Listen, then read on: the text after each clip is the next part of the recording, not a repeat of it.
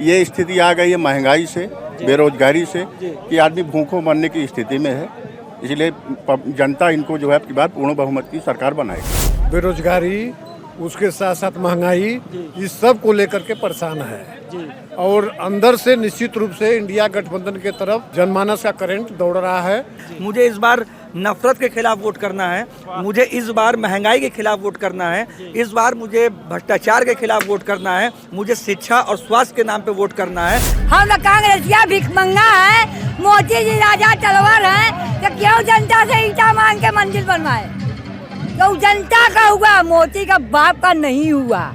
नमस्कार, आप देख रहे हैं महाखबर। मैं बनारस में मौजूद हूं और मेरे पीछे आप देख सकते हैं यही एसी बस है, समाजवादी पीडीए यात्रा, पिछड़ा, दलित, अल्पसंख्यक, मुस्लिम। इसी रथ से डिम्पल यादव और प्रियंका गांधी, इसी रथ से यहाँ से एक पदयात्रा निकलने की बात है, जो पदयात्रा BHU तक जाएगी, वैसे होते हुए रामनगर तक जाएगी। पूरे रास्ते को खूबसूरत झंडों से, खूबसूरत बैनरों से बांट दिया गया है। ये दुर्गा कुंड है जहां से मैं रिपोर्ट कर रहा हूं और बताने की कोशिश कर रहा हूं। एक बार आप चारों तरफ दिखाएं कितनी भीड़ लगी हुई है लोगों की। लगातार लोग यहाँ जुट रहे हैं, लगातार लोगों का हुजूम बढ़ रहा है, जो अपने नेता को समर्थन करने के लिए, अपने नेता के साथ पैदल यात्रा में चलने के लिए मौजूद हैं, पहुंच रहे हैं। आप देख सकते हैं ये एक रथ बनाया गया है, आप मेरे साथ आइए। ये एक रथ बनाया गया है जिसपे कुछ लोग होंगे, हो सकता है कि कार्यकर्ता खड़े हों। ये एक गाड़ी दिख रही है जिसमें हो सकता है कि प्रियंका गांधी और डिम्पल यादव चढ़ के जाएं। और आप आइए इधर, आप बताइए किस गाड़ी पे प्रियंका गांधी और डिम्पल जी चढ़ेंगी? इस पे, उस पे, किस पे? माननीय प्रियंका गांधी जी और डिम्पल यादव जी इस देश की जो है सरकार बदलने के लिए, इस भ्रष्टाचारी सरकार बदलने के लिए जनता के बीच में चलेंगी, रथ में चलेंगी, जनता के बीच में चलेंगी, जनता के बीच चलेंगी। अच्छा, मुझे एक बात बताइए, क्या लगता है कि इस बार प्रियंका गांधी और डिम्पल यादव साथ हैं, गठबंधन में हैं, इंडिया गठबंधन में है, इसका वोटरों पर कितना फर्क पड़ेगा? इसका देखिए, जमीनी स्तर पे इसका बहुत प्रभाव है, क्योंकि जनता परेशान है। जनता इनके झूठे दावे से 10 सालों में जनता त्राही कर रही है। ये स्थिति आ गई है महंगाई से, बेरोजगारी से कि आदमी भूखों मरने की स्थिति में है।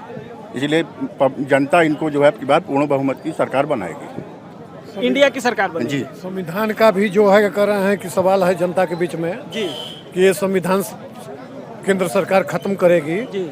जनता रोजगार, बेरोजगारी, उसके साथ साथ महंगाई, इस सब को लेकर के परेशान है और अंदर से निश्चित रूप से इंडिया गठबंधन के तरफ जनमानस का करंट दौड़ रहा है। हम यहाँ पर लगभग 50 सीट जीतेंगे उत्तर प्रदेश में। उत्तर प्रदेश में 50 सीट इंडिया गठबंधन जीतेगी। आप अपना नाम बताइए। मेरा नाम सुनील कुमार विश्वकर्मा। दूसरे लोग कह रहे हैं कि इस बार 50 सीटें जीत जाएगी कांग्रेस और गठबंधन में उत्तर प्रदेश में। आपको क्या लगता है? सही कह रहे हैं लोग। सही कह रहे हैं? हाँ। करंट है ऐसा है ना कि अब जईफी में 10 नंबर देखिए, नौजवानों को भी रास्ता चाहिए जी। हाँ, अब जईफी में 10 नंबर देखिए, नौजवानों को भी रास्ता चाहिए। तो नौजवानों को रास्ता क्या लगता है, कैसे मिलेगा, कहाँ से मिलेगा? और जनता उनको वोट देगी और जिताएगी जी। हाँ, तो लगता है कि ये रोजगार देंगे, महंगाई कम करेंगे। हाँ हाँ हाँ, लगता है। हाँ हाँ, ठीक है, हम कुछ और लोगों से भी बात करते हैं। सर, आप सर अपना नाम बताएं। दीपक कुमार पांडे। पांडे जी, क्या माहौल लग रहा है इस बार उत्तर प्रदेश में?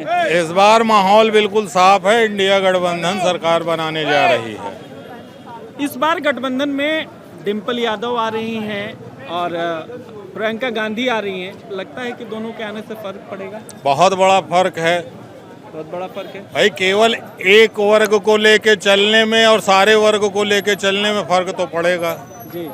तो पूरा बैकवर्ड समाज डिम्पल यादव की वजह से जुड़ेगा, अन्य जो अल्पसंख्यक वगैरह हैं वो प्रियंका जी की वजह से जुड़ेंगे। तो मोदी जी कह रहे हैं हम 400 पार हैं, आप कह रहे हैं कि मोदी जी कह जरूर रहे हैं, लेकिन 400 पार अगर होते तो क्या जरूरत थी बनारस में गर्दा मचाने की? बैठते वहाँ दूसरी जगह जाते। यहाँ रोड शो करने की, 16 ठो चीफ मिनिस्टर उतारने की क्या आवश्यकता थी? कह रहे हैं कि हमारे पास है तो हम उतार रहे हैं। अरे उतार रहे हैं, मैं कह रहा हूँ कि जब आप 400 पार हैं, आपको विश्वास है, तो क्या आवश्यकता है आपको यहाँ पे 16 ठो मिनिस्टर, चीफ मिनिस्टर उतारना और पूरे देश का पूरा फोर्स यहाँ लगा देना? ये देखिए सामने व्यवस्था जी, ये आपको अवरुद्ध करने के लिए ये प्रशासन द्वारा बनाया गया है। जी ठीक जी। क्यों बंद किया गया है ये मार्ग, आप बताइए। तो मतलब आपका आरोप है कि पब्लिक ना आ ये पब्लिक ना आ पाए, अव्यवस्था हो, झंडे वो उनका मेयर झंडे बीजेपी का लगवा के वहाँ बैठा हुआ है, उनका सभासद कारपोरेटर। ये क्या है, आपने कहीं देखा कांग्रेसियों को उनकी सभा में कहीं विघ्न डालते हुए? ये देख लीजिए, जितना भी उनसे बन पड़ रहा है रोकने का पूरा प्रयास कर रहे हैं, लेकिन ये सैलाब रुकने वाला नहीं है साहब। ये आप विश्वास मान लीजिए कि 50 से ऊपर सीटें, भाई 80 की बात नहीं करते, 400 पार वो कर रहे हैं, लेकिन हम यूपी की बात करते हैं, हम 50 पार कर। तो मोदी जी बनारस से हार जाएंगे? मोदी जी का तो भाई देखिए, मोदी जी को कोई चैलेंज नहीं करेगा, राष्ट्रीय नेता हैं, राष्ट्रीय ख्याति को, सम्मान को बचाने के लिए उनको जनता वोट दे सकती है, दे सकती है, लेकिन बाकी कहीं सुरक्षित नहीं है। सेठ सारी सीटें जो है इंडिया गठबंधन के खाते में जा रही हैं। नहीं है। अगर मोदी आप जी, सपा से हैं कि कांग्रेस से हैं? मैं ना कांग्रेस से हूँ ना सपा से हूँ, मैं आम जनता हूँ। मैं आम वोटर हूँ। जनता है आप? जी। लग तो रहे हैं कि नेता हैं। अब आप मुझे ये बताइए। अच्छा, बीजेपी में थे आप, त्रस्त होकर इधर खड़े हैं। भाई हमारा बाबा भीमराव साहब अम्बेडकर जी ने जो हमें संविधान दिया और एक वोट का अधिकार दिया, मैं अपना वोट, एक वोट किसी को भी दे सकता हूँ, बहुत मैं किसी को भी दे सकता हूँ, और मैं किसको वोट दिया हूँ उसकी जरूरत नहीं है, लेकिन अब मुझे किसको वोट देना है मुझे इसकी ध्यान रखने की जरूरत है। मुझे इस बार नफरत के खिलाफ वोट करना है, मुझे इस बार महंगाई के खिलाफ वोट करना है, इस बार मुझे भ्रष्टाचार के खिलाफ वोट करना है, मुझे शिक्षा और स्वास्थ्य के नाम पे वोट करना है। ये वही काशी है जहां से मोदी जी 2 बार के सांसद रह चुके हैं, तीसरी बार वो अपनी टाल ठोक रहे हैं, लेकिन 2 बार जब वो सांसद थे तो इस काशी की धरती पे इतना नहीं आए जितना इस बार उनको अजय राय जी और प्रियंका गांधी जी ने बुलवा दिया है, जितना उनको बुलवा दिया है। अगर वो 400 पार की बात करते हैं तो उनको चुनाव करवाने की जरूरत ही नहीं है, वो तो ऐसे ही 400 पार हैं। देश की रक्षा करने के लिए, देश की विकास करने के लिए 272 सीट मात्र काफ़ी होती है। आपको 400 पार क्यों चाहिए? क्योंकि आपको बाबा भीमराव अम्बेडकर साहब का संविधान नहीं पसंद है। इस देश के संविधान को बदलने के लिए आपको 400 पार चाहिए, जो इस देश की जनता आपको होने नहीं देगी। इस बार आपको धूल चटाने का काम करेगी। आप एक तरफ यूपी के हमारे बाबा जी खड़े होकर कहते हैं कि गाय हमारे देश में नहीं कटनी चाहिए, बीफ कंपनियां बंद होनी चाहिए। आपको बताना चाहूँगा आपके माध्यम से कि यही भाजपा सरकार में आज हिंदुस्तान में बीफ कंपनी नंबर 1 पर चल रही है, और जिसका 250 करोड़ का चंदा इनकी जेब में जा रहा है।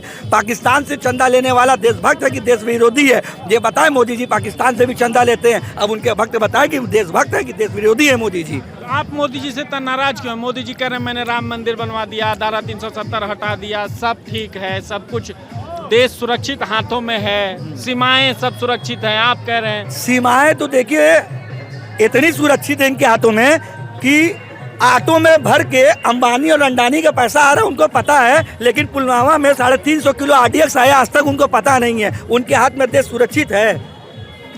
यही BHU, जिस काशी की धरती पे आप खड़े हैं, ये बगल में BHU है।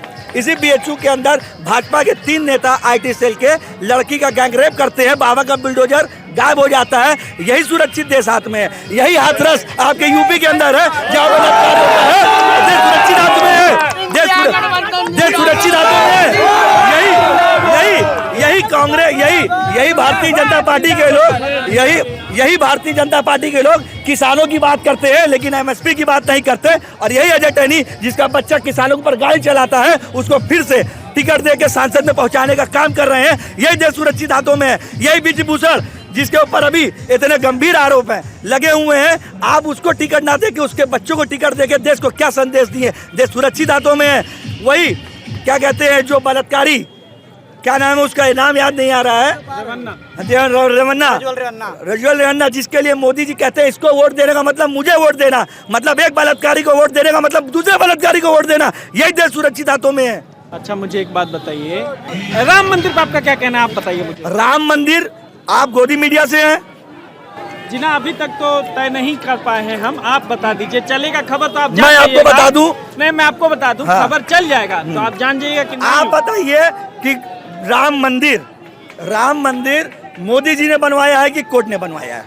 बिल्कुल कोर्ट ने बनवाया। तो फिर क्यों कहते हैं कि हम राम मंदिर बनवाए हैं? मतलब आप राम मंदिर बनवाए हैं तो मतलब संविधान आपका नहीं है, कोर्ट का मतलब नहीं है। लेके आए कि राम को मोदी जी लेके आए। सुप्रीम कोर्ट में राम मंदिर का फैसला चल रहा था। सुप्रीम कोर्ट ने देश की उच्च न्यायालय ने ये फैसला दिया, जिससे राम मंदिर भाजपा और मोदी ने नहीं बनवाया। राम मंदिर इस देश की 125 करोड़ जनता ने झंडा देकर बनवाया है। अम्मा इधर आ। इधर आ, अम्मा इधर आओ। एक कीजा जब भीख मंगलन, एक कीजा आओ अयोध्या जिले के तो मंदिर मस्जिद बनेगा। हम लोग कांग्रेसिया भीख मंगा है, मोदी जी राजा तलवार है, तो क्यों जनता से ईटा मांग के मंदिर बनवाए? तो जनता का हुआ, मोदी का बाप का नहीं हुआ। आपको खुशी नहीं है राम मंदिर बन गया तो? राम सबके हृदय में है, मोदी के नामे राम जी नहीं है।